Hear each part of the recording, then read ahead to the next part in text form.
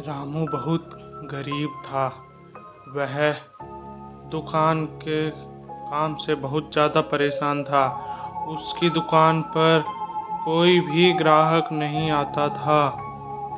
लेकिन यह सोच सोच कर बहुत ज़्यादा परेशान हो गया वह, और वह सबको बोलने लगा, आखिर तुम मेरी दुकान पर आते क्यों नहीं हो? लेकिन इसका कुछ फर्क नहीं पड़ा। फिर उसने एक दिन तांत्रिक वाले नींबू मिर्ची लगाए, और उस दिन उसने यह सब लगाने के पश्चात वह ये सोच रहा था, अब शायद मेरे ग्राहक आ जाए और मुझे बहुत ज़्यादा फायदा हो। लेकिन उनको लगाने के अगले ही पल वह देखता है कि बहुत सारे ग्राहक उसकी दुकान पर आने लगे, और वह उन सबको सामान देने लगा, और उसकी दुकान वापस बहुत तेज चलने लगी। यह देख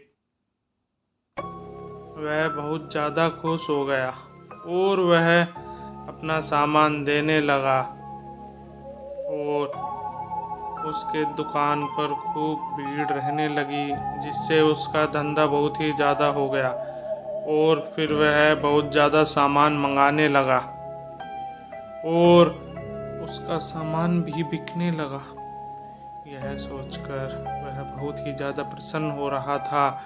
फिर एक दिन एक लड़की आती है, और वह उसके दुकान पर सामान ले जाती है, और वह उसको सामान दे देता है। तीन दोस्त थे, बहुत ज़्यादा शरारती थे, गोलू, रामू और अब्दुल। तीनों पक्के दोस्त थे, लेकिन जो रामू था वो बहुत ही ज़्यादा समझदार था और शैतानी कम करता था, और उन दोनों का ध्यान रखता था। लेकिन अब्दुल, उसमें बिल्कुल दिमाग नहीं था, वह पैदल था दिमाग से, और वह बिना बात झगड़ा करता था। और मोटू मोटू जो ना तो उसमें दिमाग था ना कुछ, बस उसको खाने से मतलब रहता था। अगर उसको कोई खाना खिला दे तो वह खुश हो जाता था। एक दिन इन तीनों को भूख लगी, तो वह सोचते हैं आज हम सब पेप्सी पियेंगे, और फिर तीनों ने सोचा चलो चलते हैं। लेकिन उनको वो दुकान बहुत ज़्यादा दूर थी गांव से, तो उन्होंने सोचा कोई बात नहीं, हम उधर ही जाकर पी लेंगे।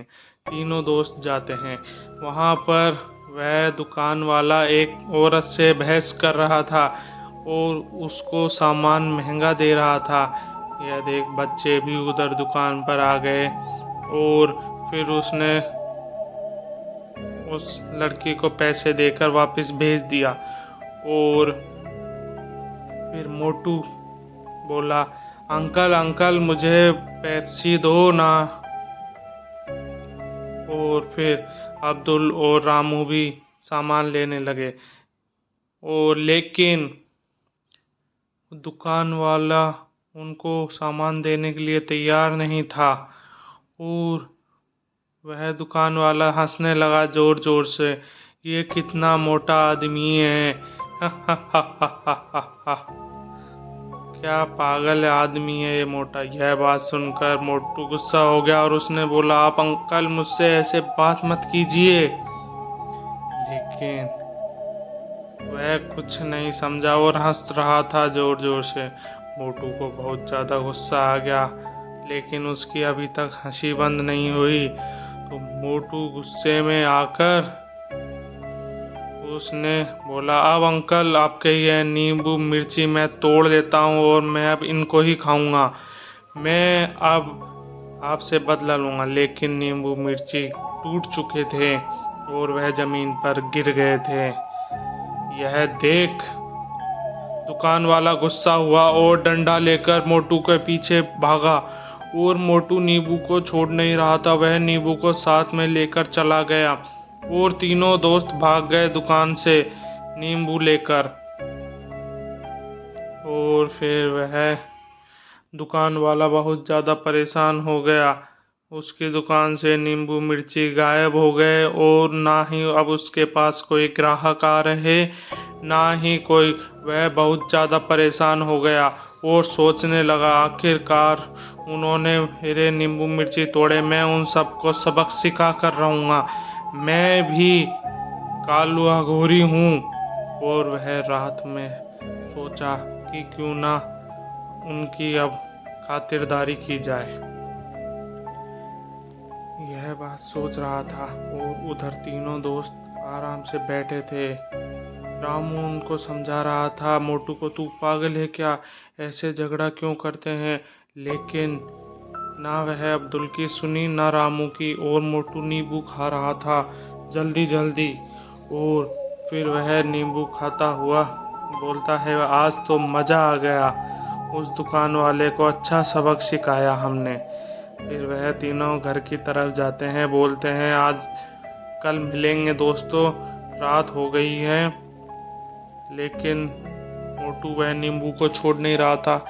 फिर जाकर उसने उस नींबू को उधर ही फेंक दिया। लेकिन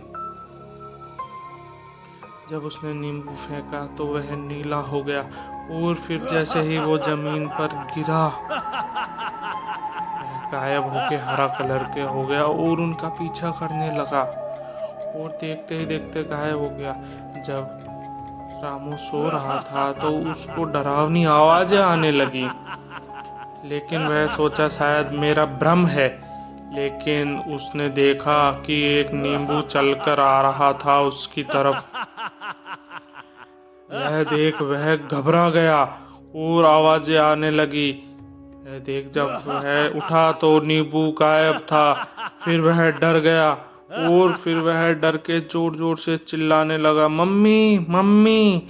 और फिर वह भागने लगा और फिर वह मम्मी पापा को चिल्लाता हुआ बुलाता है और नींबू वापस आ जाता है। जब वह अपनी मम्मी के पास जाता है तो बोलता है, क्या हुआ बेटा। माँ, उधर डरावनी आवाज़ आ रही है, नींबू अपने आप चल रहा है। यह सोचकर वह बोली, अरे यह भ्रम होगा। फिर अब्दुल सो रहा था उसी रात, तो उसको भी डरावनी आवाज़ें आने लगी। वह भी देखता है कि नींबू आ रहा है हवा में। यह देख वह काफी घबरा गया और वह डर के मारे बैठकर चिल्लाने लगा और जोर जोर से भागने लगा और अम्मी अब्बू करने लगा। यह देख उसकी माँ घबरा कर आई और बोली, क्या हुआ बेटा। माँ, नींबू हवा में उड़ रहा है। ये सब कुछ नहीं होता, ऐसा बोलकर उसकी माँ ने उसको समझाया। और लेकिन वह नहीं समझा। फिर जाकर वह मोटू के पास तो तांत्रिक गुड़िया आ गई ना नींबू। लेकिन मोटू गहरी नींद में सो रहा था। वह उठा लेकिन उसको कुछ नहीं दिखा और वह जोर जोर से भागने लगा। अभी वह जैसे दरवाजे के पास गया, किसी ने उसको लात मारी और वह गिर गया। और वह क्या देखता है, तांत्रिक गुड़िया। हा हा हा हा हा।